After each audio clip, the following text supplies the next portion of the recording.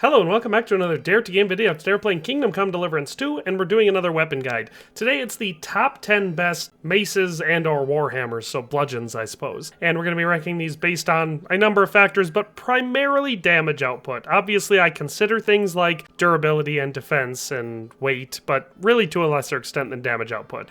Especially defense, because typically when you use a one-handed weapon, especially a heavy weapon like this, you pair it with a shield. So that should be your main defensive ability. So with all that being said, we're going to go through them, talk about their stats, descriptions, take a look at them in detail, and also, whenever I can, I'll show you where to get them. So with all that being said, let's dive on into number 10 and start it off. So at number 10, we have the level 3 variant of the Flanged Mace, which you can see Henry holding here.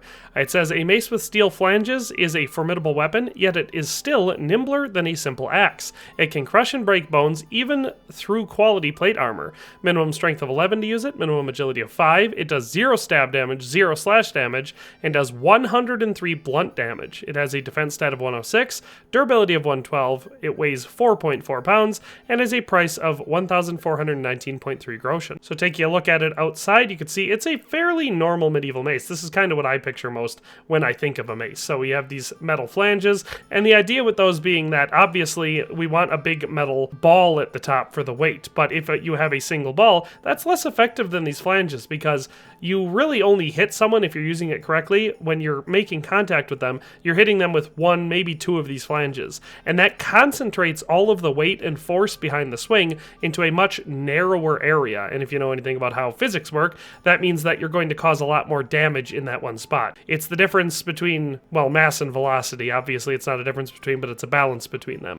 Getting hit by a cell phone thrown 300 miles an hour is a lot more deadly than getting hit by a volleyball thrown 300 miles an hour, if that makes any sense. But with all that being said, I don't know if that analogy works, but with all that being said, that's the Flanged Mace, which comes in at number 10. As far as how to get the Flanged Mace, it is pretty common for loot, but it can also be purchased fairly easily. So one of the spots that it's easiest to go to would be just the blacksmith here in Grund. So you can see, here's the blacksmith, and Grund is located between Old Kutna and the Devil's Den, so if you want to purchase it, you can buy it from him. So that's number 10, the Flanged Mace. Let's move on to number 9. Coming in at number 9, we have the Knight's Warhammer at level 3. This says, the Warhammer is considered by many to be as noble a weapon as the sword, since it is used where there is no room for swordplay and hard blows need to be dealt.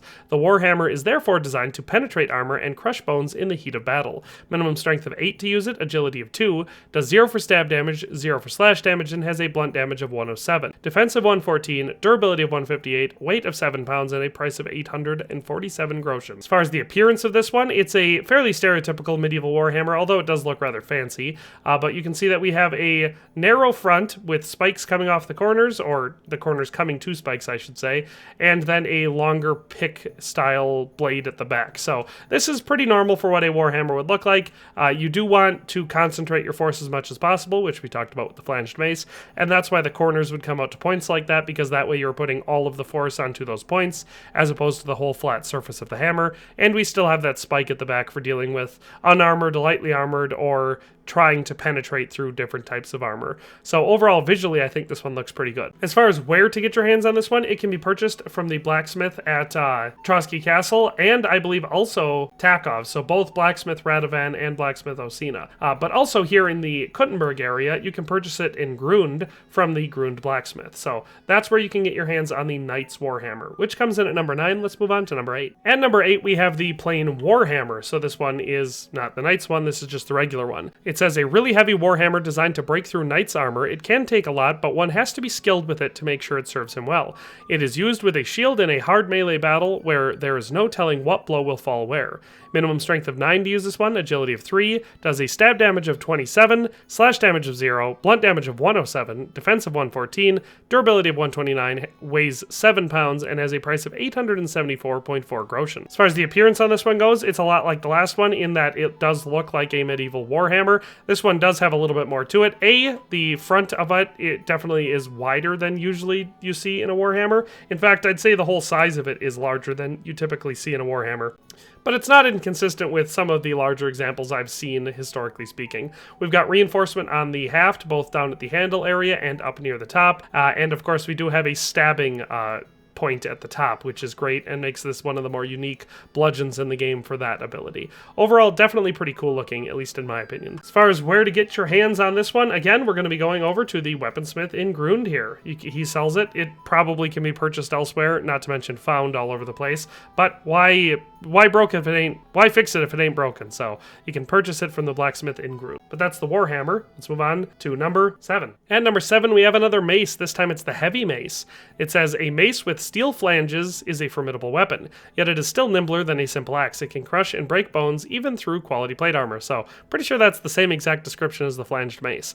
Minimum strength of 13 to use this one and agility of 4, 0 stab damage, 0 slash damage, does a blunt damage of 110, defense of 96, durability of 164, weight of 6.8 pounds, and a price of 1,324.8 groschen. So overall, pretty solid stats, I'd say. As far as the appearance on this one, I get a kick out of it because it appears to be solid steel. So we have a very thick pipe-looking handle on that with a big nut pommel on the end, and then a big, brutal, kind of rough-looking top, but definitely pretty cool from a mace perspective. And again, not bad, historically speaking. So we have all these concave surfaces on it that bring it to points all over the place. So that way, pretty much no matter where you're hitting someone with this mace, it's very unlikely that you'd be spreading out that energy over a large surface because it just comes to various different points, and it looks really heavy. So I wouldn't want to be the one holding a shield when someone's beating on it with this. As far as where you can get your hands on this one, you can purchase it from both the weaponsmith in Trotsky and Takov. You can find it below the path to the Rodic Fortress Gate in the Kuttenberg area, or once again from the blacksmith here in Grund. So that is number 7. Let's move on to number 6. At number 6, we have the Captain's Mace. It says, a Captain's Mace is a great weapon expressing the status of the owner and the punishment that will befall anyone who opposes him. A single movement with the weapon in hand is enough to set in motion whole ranks of warriors. Minimum strength 13 to use it, agility of 6, 0 stab, 0 slash, and 111 for blunt damage, defense of 116, durability of 148, weight of 4.8 pounds, and a price of 1,725.8 groschen. Appearance on this one is quite nice. We have a carved wooden handle with quite a decorative looking stain on it, and a brass hoop down at the end, which I presume would be for holding it onto something like your belt or a saddle. And then the head is quite cool. It looks like it's bronze, so it appears to be cast bronze, and very decorative though, so it comes to various points all around the outside, and then in between those points we have smaller points and decorative styling on it. So I would say this is probably a fairly complex weapon to make and would have probably been expensive, so befitting the rank of someone with the, or the status of someone at the rank of captain, definitely makes sense for this weapon. I think it looks very, very good. As far as how to get your hands on this one, I'm not sure. It can probably be purchased at stores in Kuttenberg. In my notes, I just have it as available for purchase in Trotsky Castle. So it could just be there, or it could be, I mean, it's very likely that one of the several weaponsmiths in Kuttenberg, of which there are one right here, 2, 3, 4, 5 for sure that definitely sell weapons. This one here is also a weapon shop, but I can never get in there, so I just assume it's locked in everyone's games. But that's the Captain's Mace, which comes in at number 6. Let's move on to number 5. At number 5, we have the Raven's Beak at level 3. This one says, a type of hammer, a type of warhammer, often called a Raven's Beak for the shape of its spike. While its blunt end is great for crushing skulls, its pointed end is perfect for piercing armor. Minimum strength of 13 to use it, agility of 6, stab damage of 29, slash damage of 0, blunt damage of 115, defense of 134, durability of 234, a weight of 7.7 pounds, and a price of 2,622 groschen. As far as what this one looks like, again, fairly stereotypical as far as Warhammers in this game look, but interestingly, Henry holds it backwards. I mean, not really, because it's designed to use either end, you know, but he doesn't swing the blunt end by default. He swings the sharp end. So he kind of uses the Raven's Beak like a war pick, more so than a warhammer. But still, you can see that it is definitely a medieval warhammer. We've got a spike up at the top, a spike in the back for piercing, and then a kind of rounded blunt end for the blunt side. It looks more like a regular, you know, claw hammer head in the modern age. And then, of course, we do have a reinforced and steel shod at the bottom of it, haft for it. So overall, a very good looking weapon. As far as where to get the Raven's Beak, I most often find myself picking it up off of bandits. So killing the vast majority of bandits, especially higher level ones, including the ones in Opatowitz over here, is a great way to get your hands on a bunch of these. I don't know of any place. Well, I'm pretty sure you can purchase it at the blacksmith in Grund, which is funny because that's been kind of the place to go to for most of these. but I don't know what level, but I know you can purchase a level of it there.